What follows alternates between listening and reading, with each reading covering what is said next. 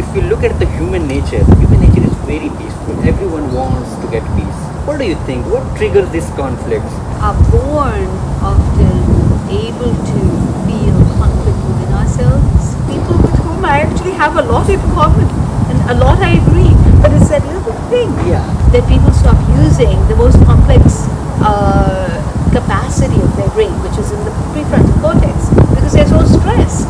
Hello everyone, I hope you all are doing great, and I'm so happy today because I have a person who is very inspiring, and she is an anthropologist, conflict resolution and leadership development consultant. I have none other than Professor Dr. Meenakshi Chakraverti. Ma'am, thank you so much for your time. It's a pleasure having you. I've just wanted if it is possible for you to share your experience in the fields of conflict resolution and what motivated you to be in this field. So first, Asad, thank you for inviting me. I'm honored. I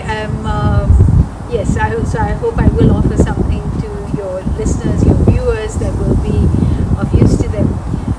What motivated me? So very early on, I would say already as a child, certainly as a teenager, in India, I was very disturbed by, hurt by conflicts that were happening in the Indian subcontinent.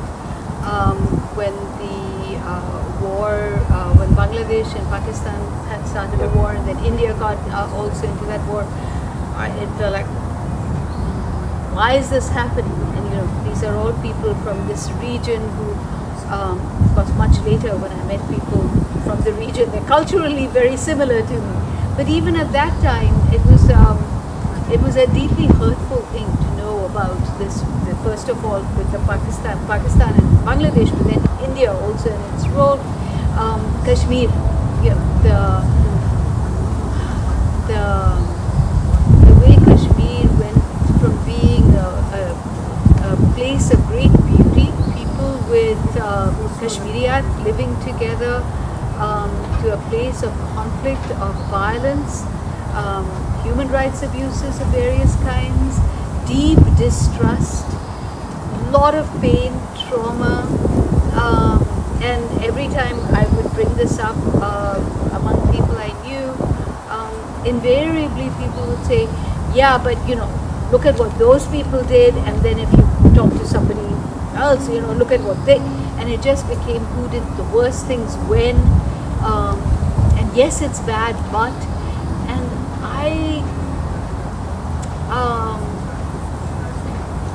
I already at that time wondered if there could be a different conversation, if it would be possible to hear how something is painful and hurtful, what people really want, without immediately rushing to counter it and argue about it and put it down and say, well, we also suffer this and so on.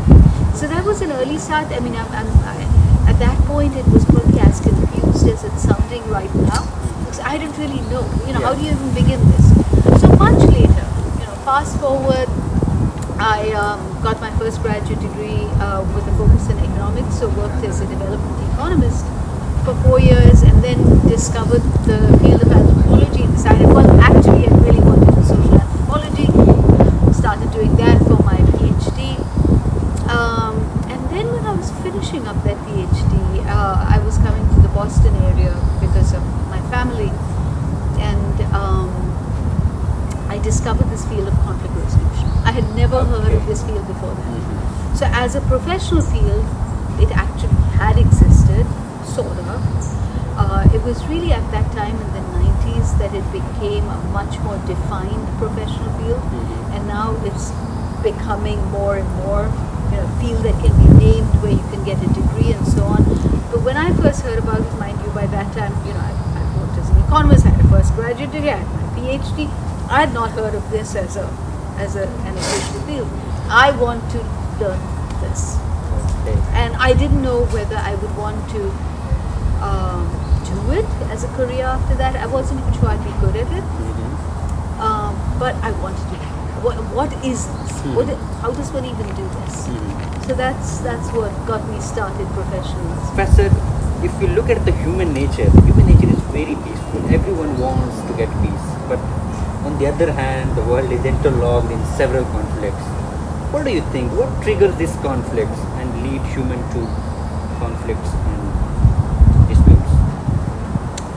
That's a very difficult question, actually, the way you posed it, Asad, because first of all, I would not completely agree with you that every human just wants peace. I think that we are born often able to feel conflict within ourselves and continue feeling like that actually all our lives. There are things we are constantly making judgments within ourselves about right now, so that's one piece. I don't think that's the reason or the only reason why you have conflict between people, but I think we do have a capacity for judgment and division. Yeah. We also have a capacity for peace and being together and connection. We also have very strongly, so you're absolutely right. And so then the question becomes, well, why don't we just go with the capacity for connection and peace? And I think it's both because that internal capacity for judgment and division gets expressed outside, and also because we end up, for both personal reasons and socialized reasons, so the way what kind of person we are, actually even over, ironically, even over love, you know, how am I going to be loved more than you? And often that feels like, for me to be loved more than you, I need to put the kind of person you are down. I mean, these are, in very simple ways, these things play out. Yeah. And then, of course, it becomes bigger and bigger as you look at the entity. So this is not it's not a simple logical answer that, okay, well, if you address this. I think one of them is a very strong inclination in pretty much everyone to be right. Even inside you, there's this inclination, I have to be right. So you put down the ways that you don't like yourself, but actually it's good to be aware of those ways. Now, between people, I want to be right. Yeah.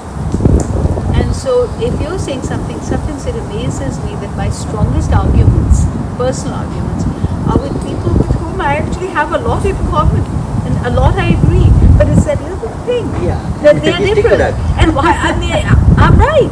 Yeah. And you know, again, this escalates depending on what the stakes are and how complicated the social system is. But I think if people let go of that a little bit, and one of the things we were talking about earlier before we started the interview was listening. Yeah. And being able to listen without feeling like you're losing yourself.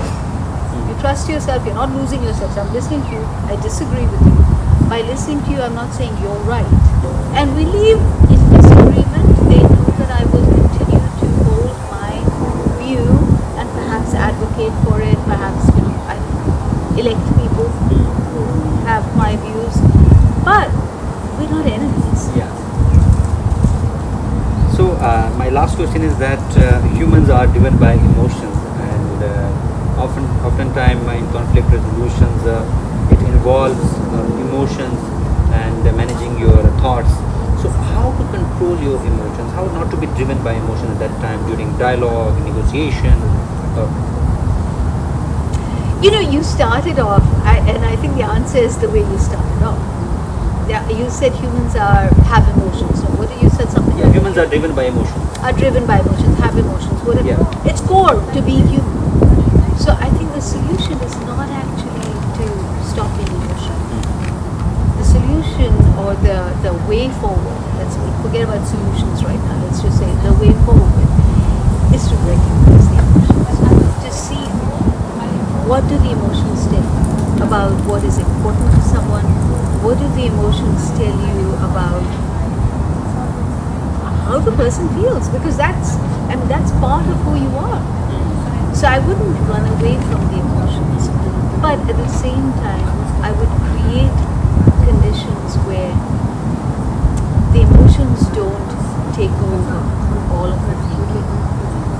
So, when we've done our sessions, I talked about the brain, the complex Yeah. brain, and you have The three parts of the brain, three parts yeah, of the brain. exactly. And so you don't want the emotions and fear to take over so much that people stop using the most complex capacity of their brain, which is in the prefrontal cortex, because they're so stressed.